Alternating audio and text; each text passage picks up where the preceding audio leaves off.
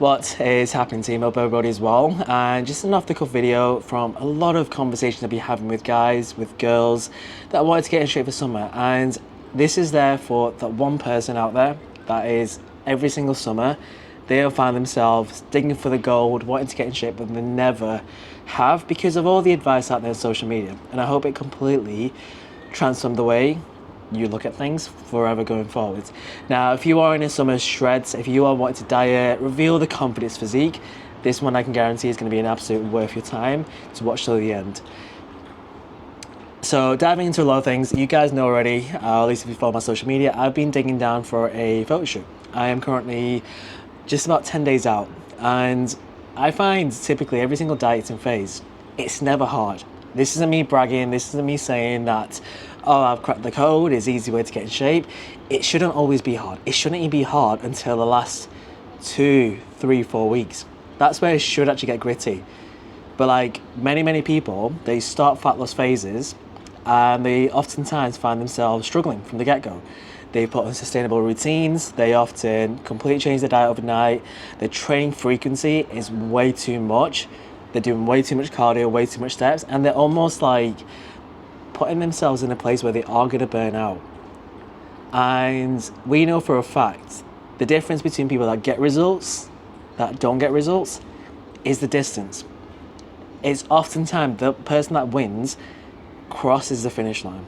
And this is the exact thing I want to kind of like put across in this frame, is that actually like you want to go at the slow at the start when you go through a fat loss transformation. You want to be able to like take your time, be in a spot where you can actually steadily strip the fat away. Because if you're doing it in a way where it's too fast at the start, it never sticks. You don't build routines, you don't build structures, you don't raise your standards in a way where it's permanent. It's very temporary and it's built to break at some point. So one of the things I actually like to dive into today is actually how you can map out your fat loss phase in a way that you can derive the change that you want to derive for the rest of your life. Step 1. Figuring out your calories and starting as high calories as possible. Typically, you'll get a lot of calorie calculators out there. They're all going to work, guys. They're all going to work. I can just pluck one off my mind. 12 to 14 calories per pound of your body weight. That's fat loss calories. But then the goal is test it, put it into practice, see how your body responds. For example, I actually have to go lower than most people do when I'm dieting, usually due to thyroid, due to things like dieting history, due to overall like how my body responds. But at the start, we want to go as high as calories as possible. For guys specifically, you shouldn't need to go below 2,000 calories unless you're below 70 kilograms up until right at the end. For women, I don't think I've ever had a female client go under 1,400 calories, and that's usually at the last. We like to keep food high for as long as possible. So generally speaking, the first thing you want to do is get your calories, test them out. Always go high calories if ever in doubt. Give yourself time to solidify that calories, even if it's at maintenance. Even if you get your calculations wrong, but you maintain, you've solidified the habit you need to build for the rest of the deficit. Then you know to change things. Obviously, if you work with us, if you have a coach, they will change things for you. At least I hope they will. The good ones do. But generally speaking, you want to make sure you start on high calories possible. If you're ever unsure about a calorie calculator, Harris Benedict, 12 to 14 calories per pound of body weight, either or works well. Find your figure starting point and you always go higher end where you can, and then use that first 1 to 2 weeks to solidify your baseline. Beyond that, diving into training. Training now at the start, guys, I always think of it like this. Your training shouldn't change when you're dieting. It should only drop frequency and how much work you do.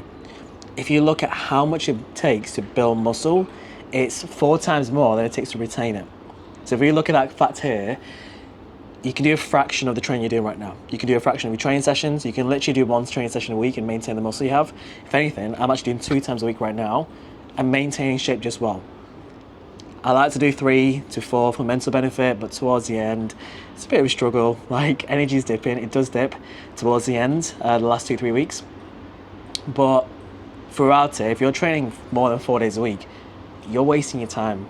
Like, Mrs. Olympia doesn't train 6 days a week. Why should you? Right, and that whole statement there, what I just said, the elite, they recover, they grow, they progress, they give themselves time. They don't just rush their progress by trying to train too much and trying to finish the race very quickly. So training frequency, if anything, guys, you may just do 1 less session and eventually 2 less sessions. At the end, you may just do 1 or 2, solidify nutrition, steps, maintain that. And like the training volume is always going to be dictated by recovery. If you find you're not recovering well, your strength is dropping, you're actually getting a lot of higher appetite due to training and doing a lot more output, drop your training frequency and make it easy to diet. And this is specifically if you want to get in shape for summer. Because if you want to get in shape for summer, guys, there's 8 weeks today. Depends on the video, but 8 weeks on Monday, which is 2 days, which is pretty much right here today. So like, you may be seeing this 2 days later. But generally speaking, if you want to get in shape for summer, go the distance. Do it whilst you've got social events, a calendar full of family invites. You want to see your in-laws, you want to see your partner, you want to see your friends. You have to match your training frequency to how your social life is going to be through summer. And like, training more isn't ever going to correlate to more results past a certain point. If you're training from 2 to 3 times a week, you'll have more results. Yes, 3 to 4, more but less. And then more than that, you're just overwatering the plant and you'll eventually drown. So just remember, your training is there to maintain size. And if you find you train too much and it's not consistent and it's actually something that you find it hard to even get yourself to do, drop your frequency, your results will not suffer, you'll maintain at worst, provided you do the right level of training, which is strength rather than cardio. Now, third thing I want to dive into is cardio and steps. Guys, don't be fucking like, sorry, part of the French, but don't be a couch potato. Like, don't be in that place where you're sitting down all day, you're in front of a desk. It's not good for your mental health. It is not going to help you think good. It's not going to help you with stress. It's not going to help you with how you are. You're going to be burning out. Like, get yourself out there. The summer's going to be better. The weather's going to be better. You're going to see people walk places, do walking meetings, do walking catch-up. Anything you can multitask, leverage that.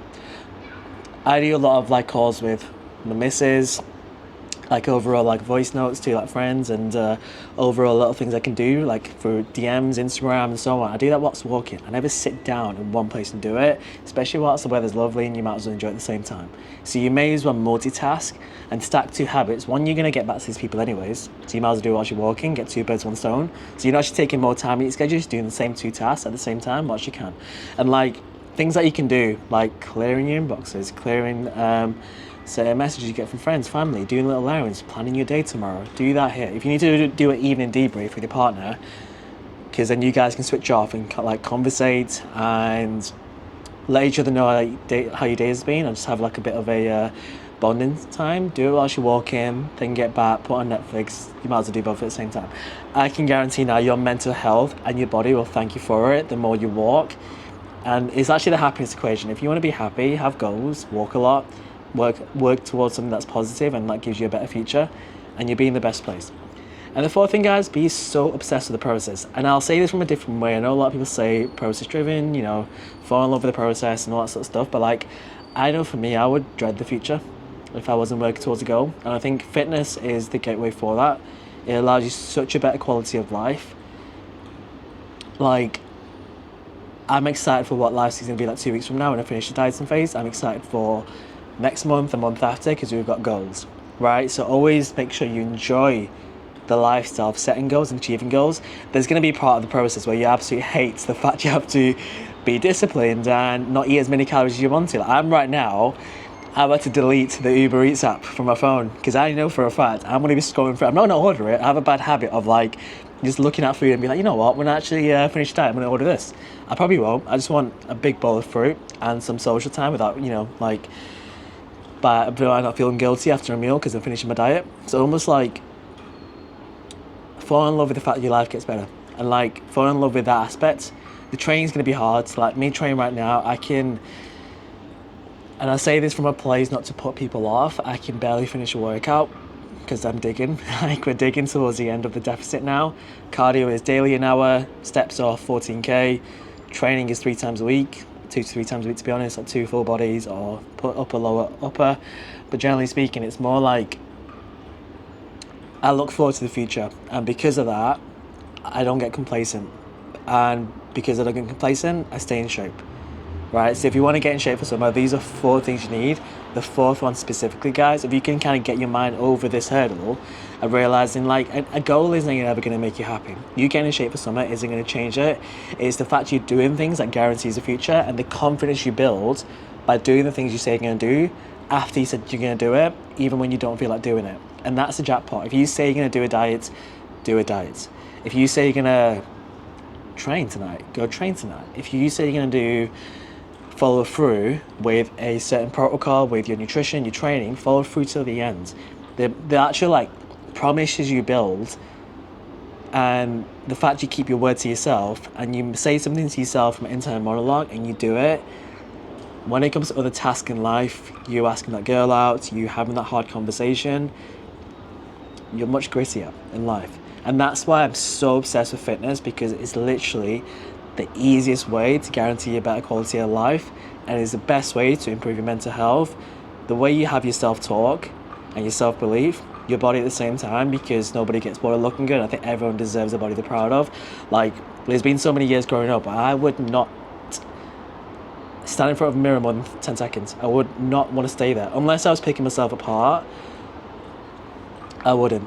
I remember I actually didn't even want to go on holiday. The first holiday I went to was 23, because I hated the fact that I have to wear shorts and t-shirts and everyone else can wear tank tops. And I remember it was so hard growing up, like, for me lacking confidence in myself. I missed out on so many life experiences, and that's why I spent a lot of time by myself growing up, because of that. And like, for me, I realised how much of an impact it had on me getting in shape, taking my body seriously, not just being in shape for summer, but being in shape for life. And the fourth thing I mentioned today is actually going to help you with that, and that allowed me to finally win the race and cross that finish line. So again, going the distance, guys. Like, I think the biggest thing I say is be consistently good. Not occasionally perfect, not occasionally in shape, be consistently in shape. And the way you do that is be obsessed with the process, be obsessed with the lifestyle that gives to you, because it never ends. Like, it never ends. The amount of feedback we get from guys that are like, you know what, I finished my photo shoot today. Like Michele just said to us, one of our guys finished a photo shoot. You probably saw him on social media. And his. But like, he was like, bro, you know what, like, good. I went for a meal. It was his birthday the next day. And he was like, I just want to get back on it. And we've already set the next goal, and he's like, bro, I can't wait till November now. I can't wait till next February. I can't wait till next year. And like, that's the life you want to be living. Be so obsessed with improving yourself that life keeps getting better and you get excited for the future, because that's the only way you're going to stay in shape for life. The tactics, the training, nutrition, the cardio, that will help you make sure you're doing the right things. But the actual fall in love with the becoming and fall in love with the future version of yourself, that's the best thing. Be your own best friend at the end of the day. Like, you owe yourself a better body. You owe yourself the actual effort you can put in. Like, nobody else is going to do it for you. And before I finish off, like, one of the best things I heard my coach say to me was like, the day a boy turns into a man is when he realizes nobody there to save him. So it's your cause, your steps, it's your responsibility to guarantee yourself the life and the body you want. And if you watch this till the end, it seems like you're one of them. So thanks for watching. Have an incredible day. Keep inspiring everyone. Live large.